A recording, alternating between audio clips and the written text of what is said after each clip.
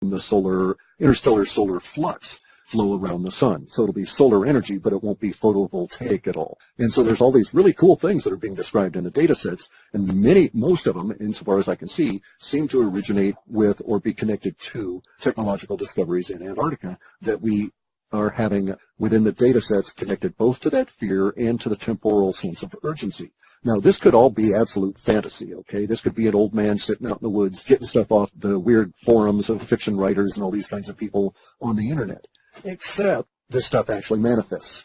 And so the months that I've been talking about Antarctica, we show so shortly after, this was in like 2013, I think, that we really started in on it. And shortly thereafter, Putin goes to Antarctica. And shortly after that, the head of the Russian church goes to Antarctica, and on and on and on and on, with all these people that we've associated with the Illuminati that in the ruling elites that in fact show up in Antarctica. And then even beyond that, we get some weird one where right at the height of what has to be described as the most contentious presidential election in modern history, perhaps in the last 80 or 100 years, one of the key figures in that election, the Secretary of State, John Kerry, who's also the titular head of the priesthood that is the Council on Foreign Relations, and he's also the titular head of the 322 Society with all of its weird, satanic undertones and stuff.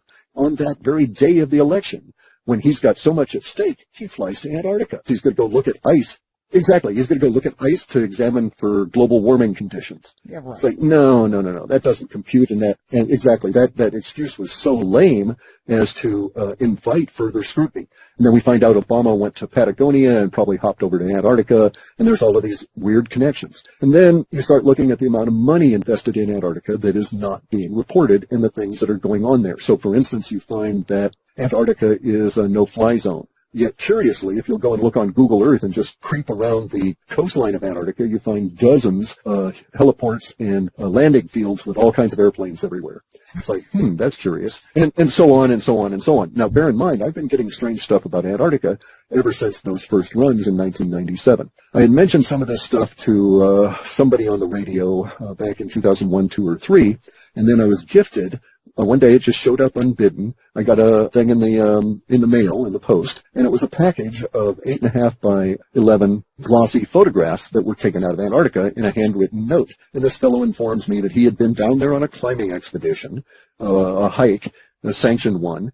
They were told you had to stay in this area. They were given these devices, which were new to him at the time, and they were handheld GPS devices. And they were set out. They went out on their little climb. Only they strayed off of the area that they should have been in, went through a pass in a mountain range in Antarctica that had, I'll try and describe it this way, but the guy said that he's been hiking and up and down in mountain ranges all along the West Coast, mostly all of his life, and he's a fairly old fellow. And he said everywhere you go, you see marks from one hiker to the next, or even for themselves, showing which way they went, marks in the stone, right? So you can find your way back or come back there and again the next time, or know where to depart and so on. And he said here they are climbing in supposedly no habitation Antarctica, and as they're going through these passes, there's climbers' marks all over these stones. And he says, not just hundreds, but thousands of climbers' marks. And so that had him really freaked out. They come through this little notch in the hillside, and he says, there we are staring at a pyramid. And he said, not just a pyramid, but he said something that would make the pyramid in Giza look small. And up about a third of the way up it is a door. And he says, this door is arched at the top. And he says it's got to be at least 90 to 100 meters high and maybe 40 to 50 meters wide. And they were just hiking towards it, had come down out of the pass, were hiking towards it across this plain when they were scooped up by the British forces and summarily hauled off the continent. But he had photographs that he was able to smuggle out in his boot. And he had those. He was in Europe when he did this, got the photographs developed, made copies and mailed them to me. And I have a little bit more information from him, not very much. And then, on his death, I'm allowed to say who he is and provide details. But at that point, I don't know that it'll be pertinent because maybe all this stuff will come out before. Yeah, when you go to Google Earth and you're doing this, you're never allowed to see New Schwabenland. They've blanked that out. So you're not seeing everything. You're seeing stuff that they don't have the time to cover up is basically what it amounts to.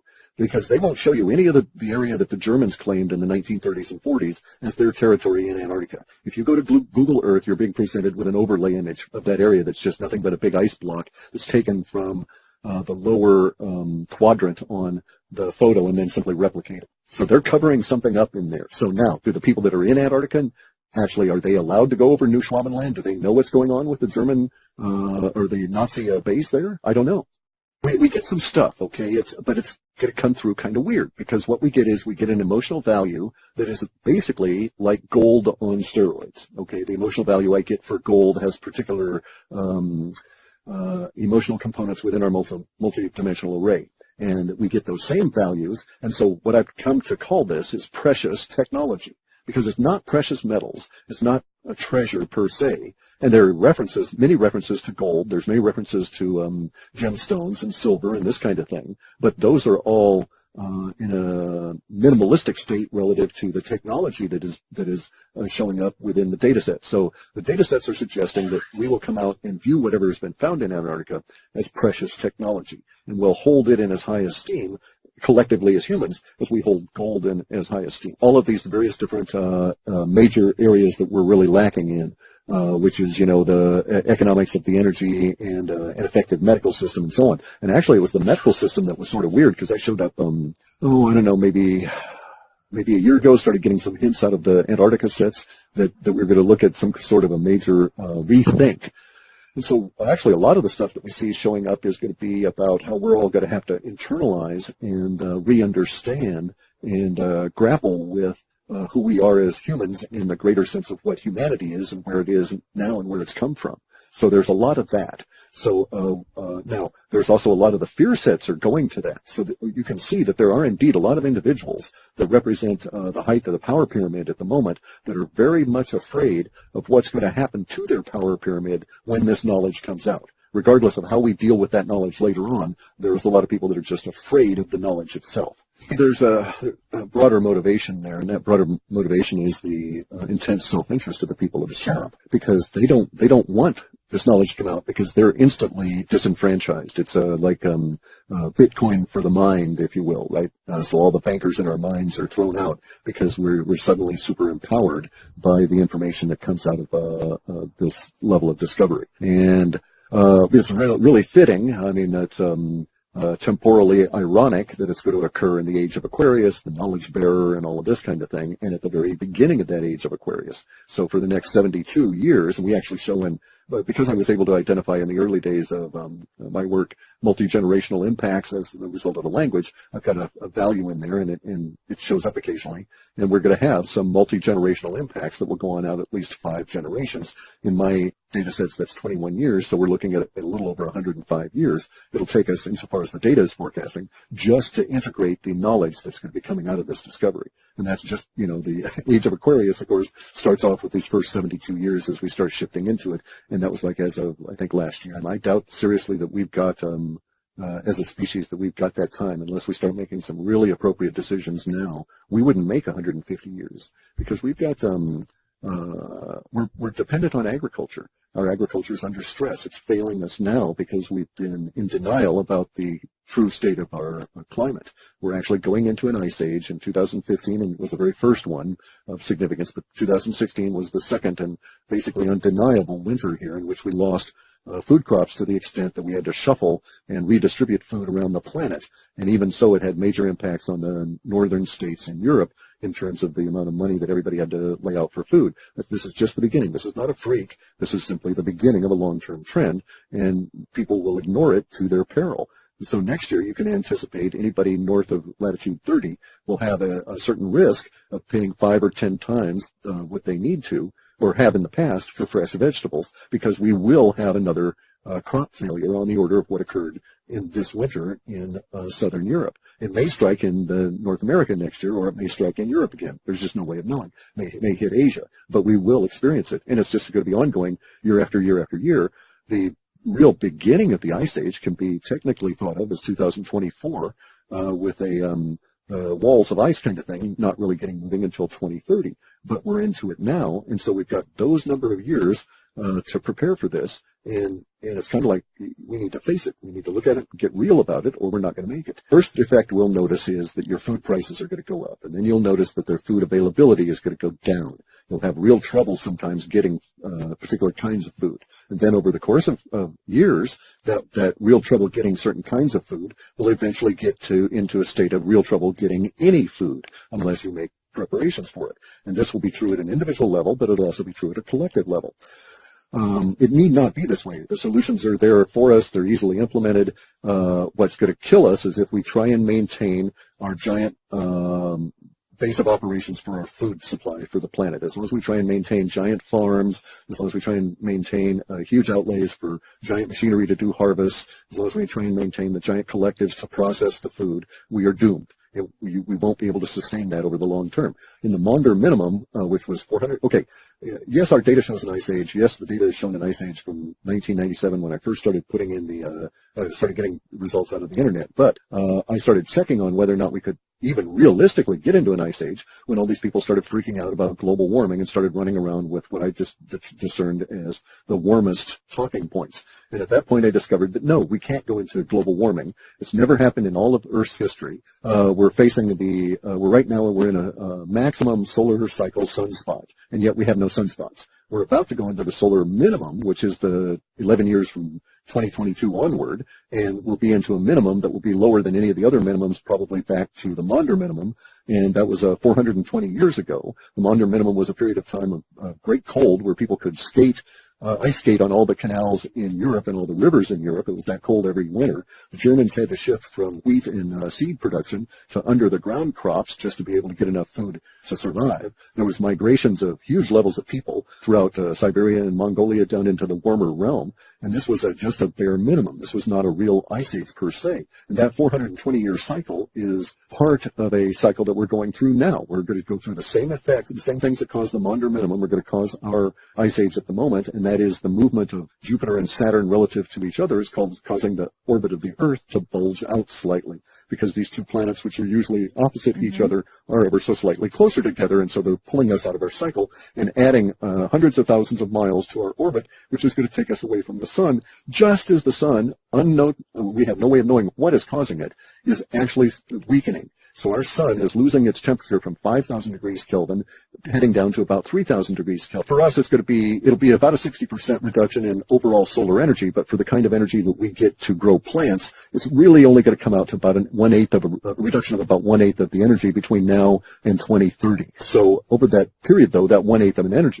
reduction in energy is going to really impact crops, especially at those areas of the planet in the northern latitudes where that energy doesn't come in at a whole lot of strength anyway. So now you might be able to grow crops at, say, 50 degrees of latitude. Maybe you can grow buckwheat or some some hardy plants to get seeds out of. And that's going to change. Maybe we won't be able to grow buckwheat even north of, say, 35 degrees here in a few years just because of the temperature. And wheat will probably be a tropical crop and not able to be grown outside of the tropics at all, so probably not north of 30. And corn will maybe only be able to be grown in a very narrow band in Central America and someplace in Africa, and that's about it, around the equator, simply because there won't be enough light and the conditions for it. So our corn-based culture is going away. So that's going to significantly impact how well we do, how many people are eating, and how well they're eating. Now, it need not be this way that we make ourselves dependent on these large moves, and we can take action on our own and deal with it, but it is something you've got to face effectively. And if you're in denial by listening to the people that are screaming warming, warming, warming when they're absolutely wrong,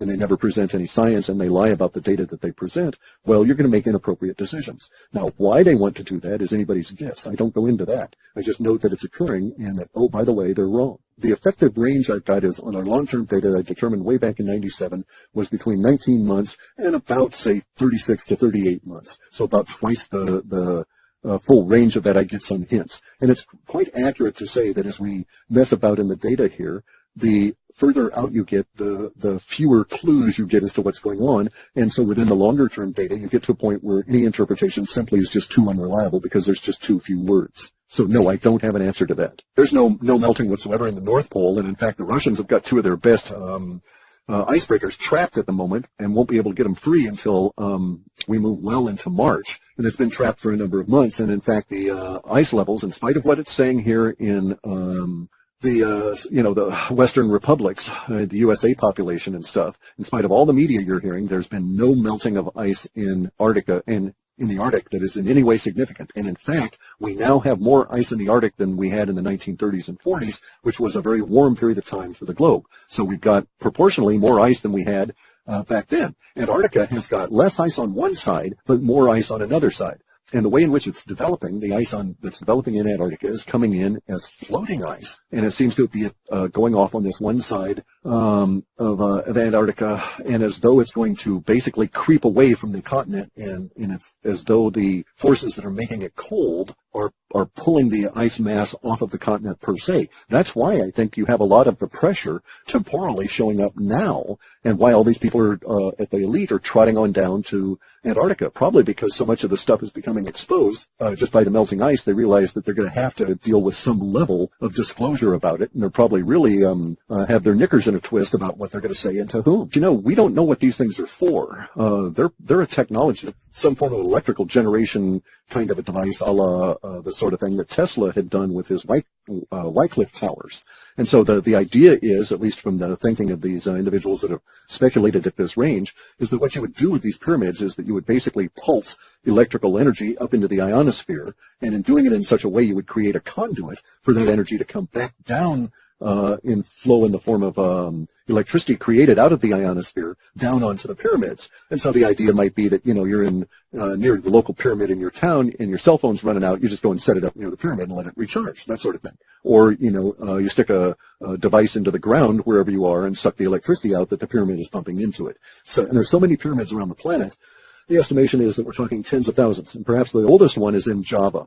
Perhaps there's some debate about this, because there have been recent discoveries of pyramids in the Polynesian islands, some of which may be the islands, and people are maybe living on dirt, basically, that just accumulated around the top of really giant pyramid. And so whatever that technology was, it's not operating now, but we get hints in the data sets that whatever they found in Antarctica does explain this, and at least as we say within the data sets, shows up as precious technology. Now, we do have this stuff coming out, okay, in terms of the data sets. There's suggestions, there are hints that that this is going to be used strategically, that some people know disclosure has to happen, not necessarily about space aliens or that stuff, but specifically about Antarctica, that they've got to disclose some of this stuff, and that some people in the let's say the power structures of the planet are content enough with how things are going that they anticipate releasing this information over this say next few years. So there is that. We do have some hints that they're going to share. Now, some of the hints that we get from this show really interesting things, and you'll appreciate this from the money side of things.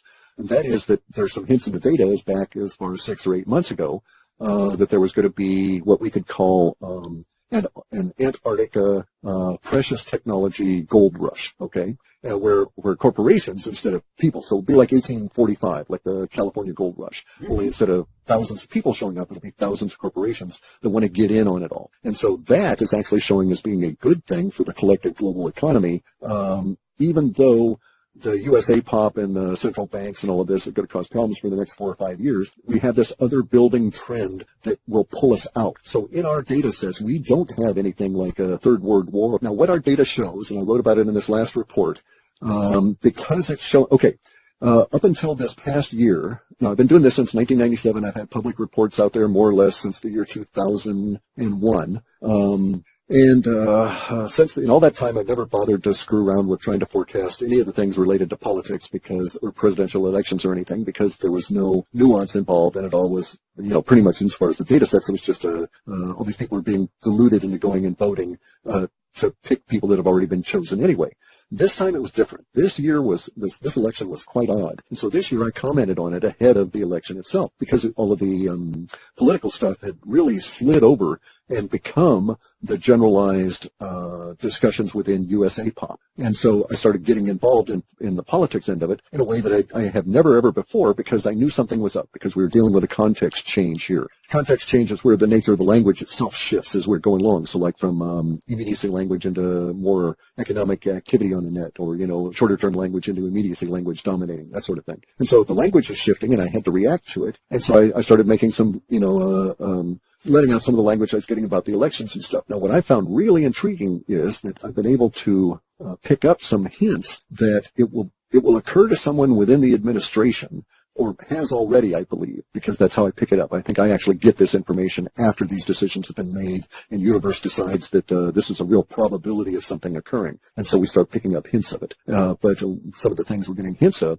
is the idea of a third force. And so I phrased it as strategy 3 in this last report. And so it's my supposition and that what the data seems to be suggesting is that sometime, maybe in the midst of our chaos that's going to appear economically over midsummer through fall, sometime in there, it will occur to somebody to release the information about Antarctica as a way of derailing the opposition at that time, as a way of yanking the rug out from underneath their feet and totally changing the nature of the game, if you will, up-leveling the whole game into an entirely different game. So it's as though you're doing Pokemon, and all of a sudden you up-level and you find yourself in, space alien or hunt for space alien progenitors. What we get is the emotions first, okay, because that's how it all works, is through this emotional reduction engine I've got. So I get these quantifiers for the emotion, and then I start tracking down the language and hunting out the language that's actually apparent. So I do get that sense. I get the sense, but rather I see it from a slightly different viewpoint.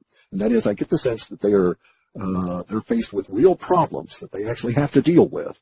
And on top of that, they've got these buttheads that are trying to bog them down and derail them and prevent them from succeeding. And the idea at that point is that, oh, well, look, all the buttheads would go away and all their power would be removed if half of all their people suddenly discovered that everything they'd been told was a lie, and that all this new information is factual, and that their entire operating premise for their viewpoint of themselves as humans and all of this stuff on the planet is so profoundly different that all these people are simply going to have to think about this for months, and they'll never ever be able to go back to what they were doing in the past just because it's such a shock. So this would be like the equivalent.